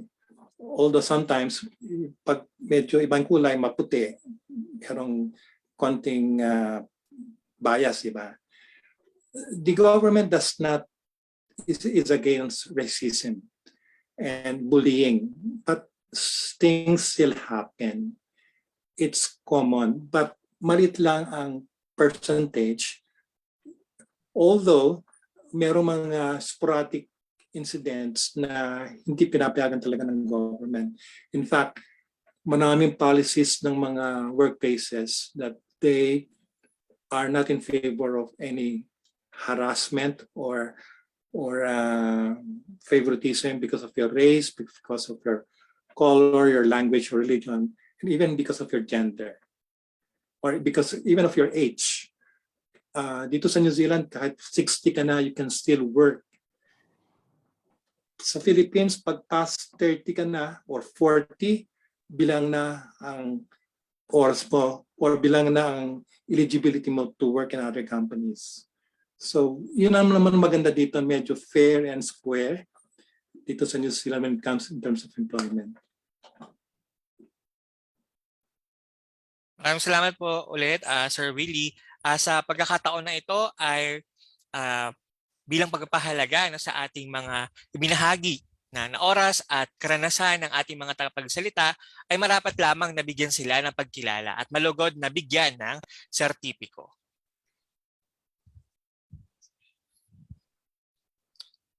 Bilang pagpapahalaga ay gagawaran ng sertipiko ang ating mga tagapagsalita ngayong araw.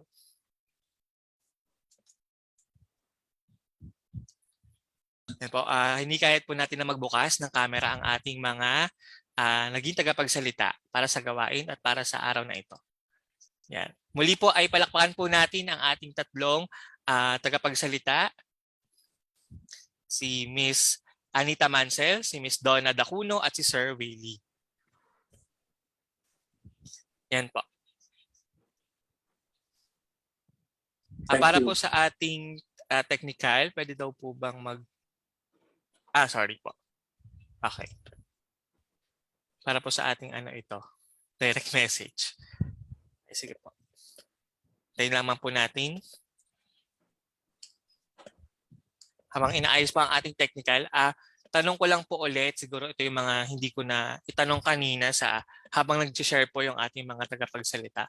Mula doon sa mga karanasan para sa pamumuhay mo, particular po sa mga buhay natin sa New Zealand. Ano po yung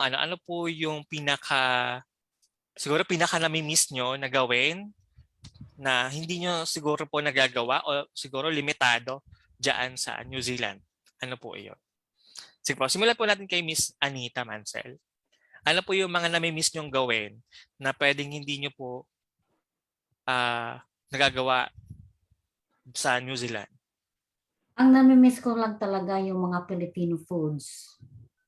And then, yung mga gawain, I can do it here. I can make it happen. Pero yung mga pagkain, my gosh, yung gusto ko, yung bayabas, yung saging, ayun, yung mga daing, yan lang ang ko. Kasi I've been here for 39 years. So I'm just, yung sinasabi ni Sir Willie, thank you for mentioning all those things, the good things in New Zealand. Kasi yung sa akin, I've been few countries, visiting these countries. And I wish that we can have more Filipino in New Zealand, because New Zealand is the best place on earth. We got good education, we got free education, and then the health, and then when you work, the government will, I can see that it's everything is here. So come in here. We Salamat need po. nurses. Yeah. Thank you That's why I po. promote. I've been working go along with the MB, Ministry of Business and Innovations, and also I'm also part of the Wellington Strategic Plan. So, I don't know, maybe Donna, what do you think? That is quite fantastic, isn't that? Living in Yeah. New Zealand. Yan po yung may term po yung mga kabataan ngayon sa Pilipinas. Parang sinasabi ay sana all. Sana all. Pwede rin dapat all. So lahat ng bansa ay ganyan yung nararanasan para sa binibigay sa kanilang mga mamamayan. Salamat po, Miss Anita. Kay Miss Donna po. Same sa food, lalo na ang seafood. Kasi kung hindi ka marunong mamingwit, hindi ka makakakain ng seafood. Medyo may kamahalan lalo na yung mga seafood na pamilyar sa atin. Tuna, ganyan. So, hindi yan endemic dito. So, ini-import pa yan. So, that's one. Of course, yung mangga. Panahon ng mangga sa amin, sa Zambales niyan. At ang magbabad sa dalampasigan ng matagal, like magbabad sa tubig dahil maligamgam yung temperatura, yan ay namimiss ko talaga. Although, for my fifth year, nakakalublob na ako ng siguro mga 3 hours straight. Pero it took me 5 years para makalublob ng ganun katagal. So, namimiss ko yung temperatura ng Pilipinas. Salamat po, Miss Don. Makalublob sa maligamgam na medyo mainit na tubig. Hindi sa malamig. Parang daliri pa lamang sa paa. Parang hindi na po natin kakayanin. Sobrang lamig na.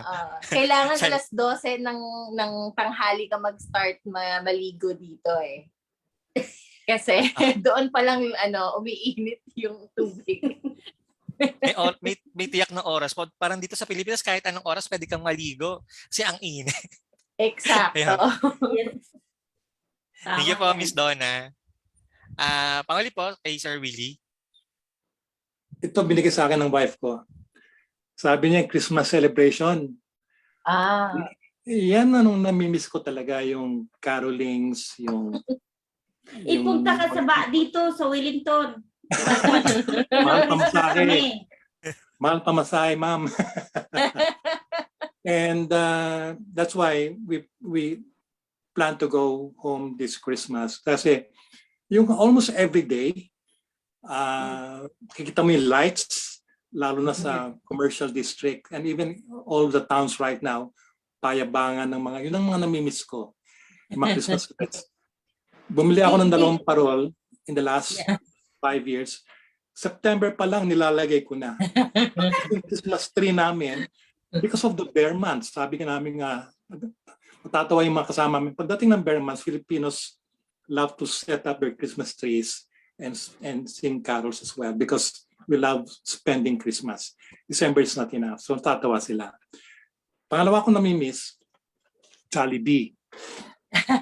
Meron sanang Jollibee dito, but I am not sure if it's feasible because we only have 5 million. And I understand Australia yata mayroong Jollibee. Kaya pag uwi namin dyan, Jollibee agad ang pupuntahan ko. Pahabol rin doon sa mga nakikinig, pag resident ka na dito sa New Zealand, merong free student loans when you go to college. Hindi mahirapan yung families, yung parents to send people to colleges because merong loans na binibigay ng government sa mga residents of New Zealand, and they are also payable after they graduate without any interest as long as you're staying in New Zealand. But when you go abroad, meron yatang interest ng konti, but when you are working in New Zealand, kahit hulug-hulugan mo, automatic deduction kahit $5 a week to help paying that loan. So malaking bagay yun. That's one of the attractions as well, yung education system ng New Zealand. Maganda yung loans, yung student loans ng New Zealand. Yes. Ano kung meron pa ako isang oras, sasabihin ko lahat, kaya lang kulang na eh. Siguro One pa pag thing uwi is nyo na lang po, also- Sir Willie. Ha? Baka pag uwi nyo po dito ay marami kayong maikakwento sa amin. May tanong nga pala ako, kasama ba ang Lasal sa yung cheering squad? Yes po, meron po. December 10? December po. Opo. UAE. Makakabili pa Ay, kayo ng hindi lang ticket? po ako sigurado kung meron pa pong ticket kasi nagkakaubusan din po agad kapag Bilis nagsisimula na, ng magbenta ng ticket. Opo. Hmm. Marami pong salamat sa mga pagbabahagi ng ating mga salita ngayong araw. Basahin ko lang po yung ilang komento. Sabi po dito sa ating chat ay sabi po ni Doc Janet, same here, pagkain din. Uwi na tayo sa Pasko. Sabi naman po ni Doc Rowie, kita-kits po sa mga uuwi ngayong Pasko. At kay Sir Alfonso, sana Sir Willie makabalik kayo sa DLSU. Napakaganda ngayong panahon.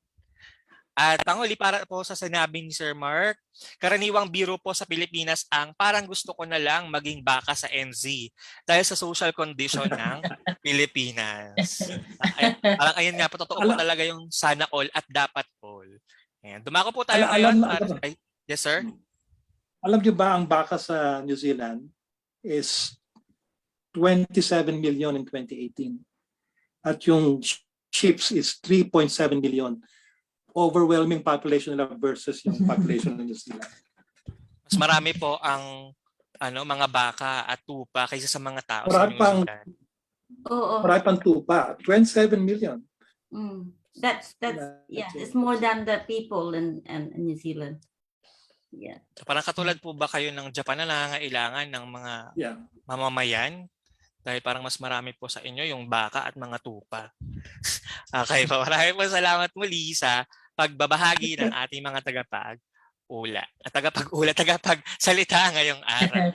Para po sa inyong sertipiko ng pagkilala at pagpapahalaga, babasahin ko lamang po ang nilalaman. Para po kay Miss Anita Mancel, Pamantasan de la Salle, Kolehiyo ng Malalayang Sining, Departamento ng Filipino, Katibayan ng Pagkilala. Ipinagkakaloob kay Anita Mancel para sa pagbabahagi ng kanyang karanasan at kaalaman bilang pangunahing tagapagsalita sa Kia Ora Kabayan na may temang pagbabahagi ukol sa pakikipamuhay, kabuhayan at pagbuo ng pamayalang Pinoy sa New Zealand para sa unang termino ng akademikong taon 2022-2023. Pinagkaloob ngayong ika-16 ng Nobyembre 2022 Zoom. Nilagdaan Dr. Roel D. Madula, Tagapangulo, Departamento ng Filipino, Pamantasang de la Salle. At Binibining Deborah Sadile Anastasio, Coordinator, Internationalisasyon, Departamento ng Filipino, Pamantasang de la Salle. Maraming salamat po, Miss Anita. Gayon din, pinagkakaloob ang sertipiko ng pagkilala kay Willie Gonzales para sa pagbabahagi ng kanyang mayamang karanasan at kaalaman bilang pangunahing tagapagsalita sa Kia Ora Kabayan na may temang pagbabahagi ukol sa pakikipamuhay, kabuhayan at pagbuo ng pamayalang Pinoy sa New Zealand para sa unang termino ng akademikong taon 2022-2023. Pinagkaloob ngayong ika-16 ng Nobyembre 2022 sa Zoom. Nilagdaan Dr. Roel D. Madula, Tagapangulo, Departamento ng Filipino, Pamantasang de la Salle. At Binibining Deborah Sadile Anastasio, Coordinator, Internationalisasyon, Departamento ng Filipino, Pamantasang de la Salle. Gayon din, pinagkakaloob ang parehong sertipiko kay Miss Donna Dacuno para sa pagbahagi ng kanyang mayamang karanasan, kaalaman bilang pangunahing tagapagsalita sa Kia Ora Kabayan na may temang pagbabahagi ukol sa pakikipamuhay, kabuhayan at pagbuo ng pamayanang Pinoy sa New Zealand para sa unang termino ng akademikong taon 2022-2023. Pinagkaloob ngayong ika-16 ng Nobyembre 2022 sa Zoom. Nilagdaan Dr. Roel D. Madula, Tagapangulo, Departamento ng Filipino, Pamantasang de la Salle. Binibining Deborah Sadila Anastasio, Coordinator, Internationalisasyon, Departamento ng Filipino, Pamantasang de la Salle. Maraming salamat po sa inyong pakikibahagi. Bilang panghuli, bilang pagbabakas ng ating gawain ngayong araw ay tatawagin natin si Dr. Janet Tauro Batigas para sa kanyang mensahe. Bandang huli po mamaya meron po tayong photo op. Dr. Janet. Hi! Pwede mag-share Opo. screen. Okay pa.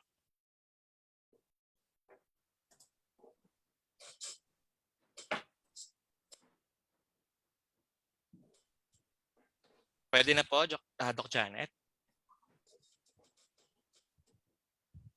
Ayusin ko lang.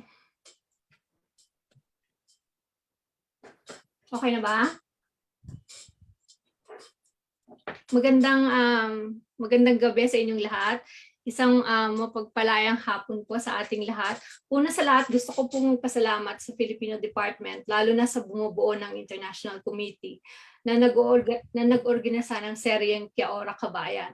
At salamat din sa mga tagapagsalita ng pangatlong serye ng Kia Ora Kabayan. Kay Anita, hindi lang sa sinabi mo ngayon, kundi sa lahat ng ginawa mo para sa mga komunidad ng mga Pilipino dito sa New Zealand. Kay Donna sa pagbibigay halaga at sa pagpopromote ng iba't ibang wika ng Pilipinas sa kanyang matatas bookshop. At kay Willie sa pag-share ng inyong karanasan, pareho po tayong wikang Filipino ang ginagamit sa loob ng bahay. Opo, ito na nga ang panghuling serye ng Kia Ora Kabayan. Nagsimula tayong November 2021 kung saan ikinento sa atin ni Ambassador Domingo ang kanyang mga projects, yung MOA ng Philippine Embassy sa DLSU sa pagpapalaganap ng wika at kulturang Filipino dito sa New Zealand. Sinabi naman ni Attorney Garcia na siyang unang Member of Parliament na Pinoy dito sa New Zealand ang kahalagahan ng pagtuturo ng wikang Filipino lalo na sa second at saka third generation ng mga Pilipino.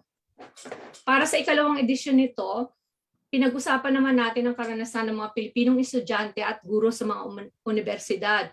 Inilahad ni Dr. Sevillano ng Massey University at Geo Robrigado ng Victoria University of Wellington ang kahalagahan para sa dumadaming Filipino university students na matutunan ang kanilang wika at kultura. Ikinento din nila yung kanilang ginagawa upang maipalaganap ang wika at kulturang Filipino sa kanilang universidad. Mahalagang mai-promote ang wikang Filipino dahil usapin ito ng ating kultura, ng ating makulay na kultura. Kailangan natin bigyang kulay at buhay ang buong mundo para hindi na yung wakabo o walang kabuhay-buhay na puti lang ang kulay na nandito. Mahalaga ang wikang Filipino sa mga Filipino sa New Zealand dahil ang usapin ng wika ay usapin din ng ating identidad na kung sino tayo. At kung kilala natin kung sino tayo, kung ano ang ating pinanggalingan, ay alam natin kung ano at saan ang ating paroroonan. Mahalaga ito para sa mga migrante, yung hindi maligaw, hindi mawala. Doc Janet, excuse me po. Ay! Hindi po gumagalaw yung Ganon? presentation. Apo. Ano nyo lang po. Yan na lang. Ayan, okay po. Sige po, pwede nyo pong ilipat sa ibang bahagi. Yan po. Salamat po.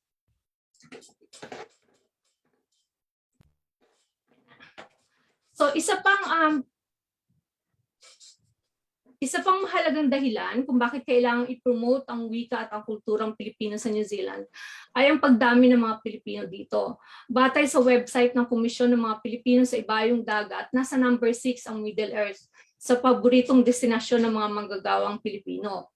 Libre ang healthcare, tahimik, magandang mag-commune with nature at marami pang ibang dahilan kung bakit nagugustuhan ng mga Pilipino dito. Kaya ang pagtatapos ng serye ng Kia Ora Kabayan ay hudyat ng pagsisimula ng mga marami pang proyekto na maaari nating gawin. Una, yung Ako Isang Pinoy New Zealand edition, gaya ng pagtuturo ng wikang Filipino para sa mga anak ng Pilipino sa New Zealand na nasa primary at intermediate, kahit via online lang ang umpisa. Sila yung mga sila yung mga second and third generation ng mga Pilipino. Pangalawa, yung pag-iimbita ng mga professor at artists sa Pilipinas na magpunta sa New Zealand at magsalita sa mga universidad at community groups upang ipalaganap ang wika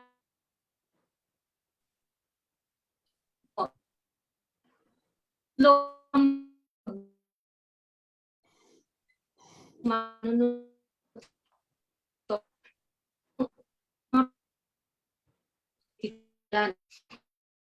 kung lahat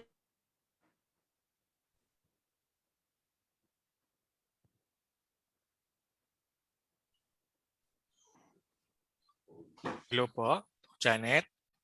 Nawala po ang inyong audio. Okay. Na-disconnect po si Doc Janet. Ayan po. Ayan. Hello po, Doc Janet. Nag-stabilize. hello. Ayan po. Yan. Nawawala Nawala ba? lang po kayo kanina. Pero okay na po. Pwede na po kayong mag-share ulit. Naputol lang po kanina. Mhm. Ano ba yan? Okay. So, narinig niyo na yung tatlong projects. So, sa pangatlo na, Apo. sa pangatlo, ang makapagbuo ng grupo ng mga Pilipinong manunulat, translator, o yung mga Pilipinong gustong magsulat o mag-translate dito sa New Zealand. May mga Pilipino akong nakilala at nakita rito na dating mga reporter dyan, mga musician, at gusto pa rin nilang patuloy na magsulat. Napag-usapan na rin namin ito ni Lilian at ni Donna na at ibang pang manunulat na kailangan natin magsulat at mag-istoryahan tungkol sa mga kwento ng mga Pilipino sa New Zealand. Naisip ko ito dahil kay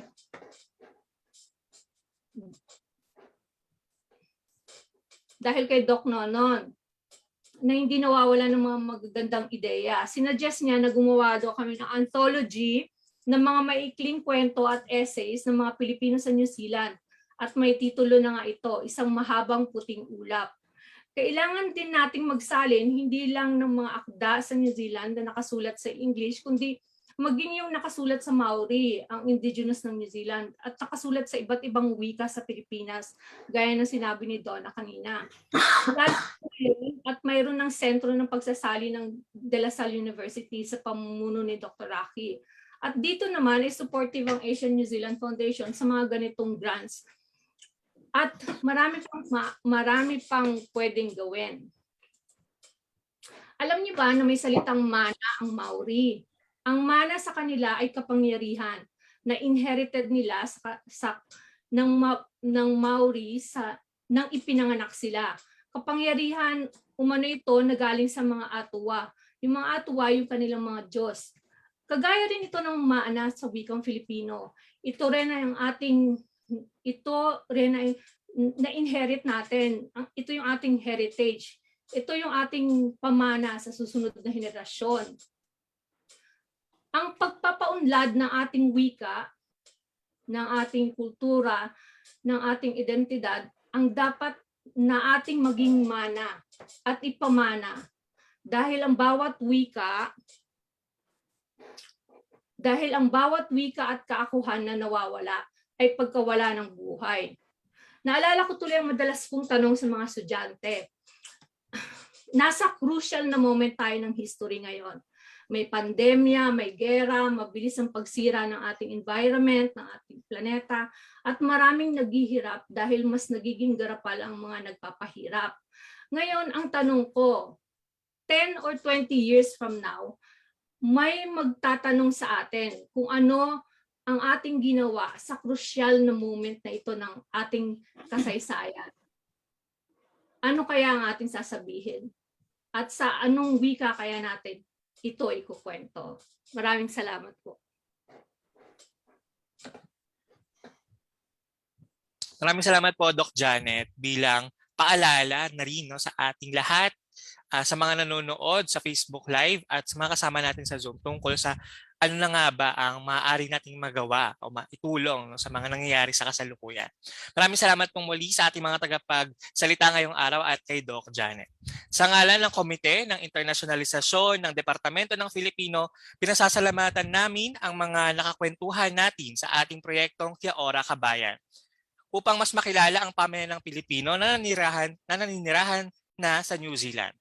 Para po sa pamamahala, ito po yung mga nauna nating mga naging tagapagsalita. Para sa pamamahala, salamat po Ambassador Jesus S. Domingo, MLSA, LLM, PhD, at Attorney Paulo Garcia. Para sa akademya, Dr. Lilia Maria S. Sevillano at Ginoong Gio Rebrigado. At para sa komunidad, sa mga oras po na ito, Miss Anita Mancel QSM, Miss Donna Dacuno at Ginoong Willie Gonzales. Ang bumubuo sa Embahada ng Pilipinas at New Zealand. Ang mga komunidad ng mga Pilipino sa New Zealand na talagang naglalaan ng oras upang makasama at aktibong makiisa sa 3 sesyon ng kumustahan. Makakasama na rin natin ng personal kapag nasimulan na natin ang long-term project nating Ako'y Isang Pinoy para sa mga kabataan sa New Zealand. Kami ay nagpapasalamat din sa mga kasama sa Departamento ng Filipino, Kolehiyo ng Malayang Sining at ang kabuuan ng Pamayanang Lasaliano na kaisa natin sa pagsasagawa ng mga proyekto para sa Diyos at sa bayan. Atin naman pong awitin ang himno ng pamantasang dalasal. Maraming salamat po.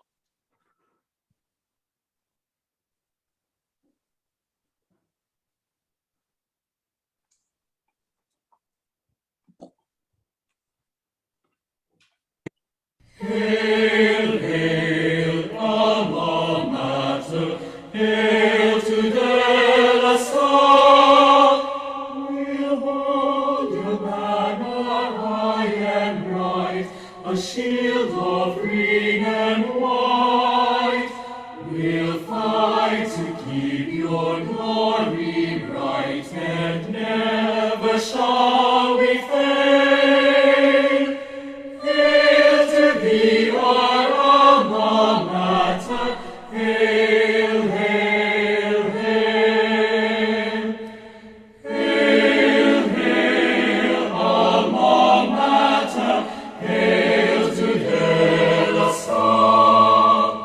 We'll hold your banner high and bright, a shield of green and white.